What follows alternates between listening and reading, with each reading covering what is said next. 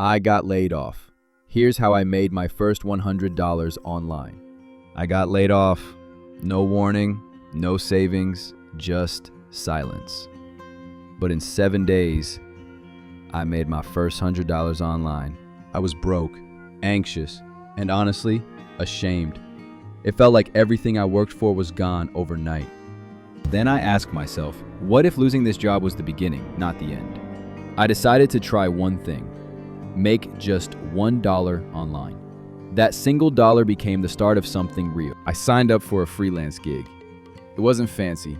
I offered a simple service. A client said yes. $5 turned into 20, then 50, then 100. You don't need a huge following, just one skill, one offer, and one person who needs it. Making money online isn't a fairy tale, but it is possible. If you're trying to rebuild after a layoff, download my free Career Reset Starter Kit. The link is in the description. This is just the beginning. Subscribe to follow my journey from laid off to paid off.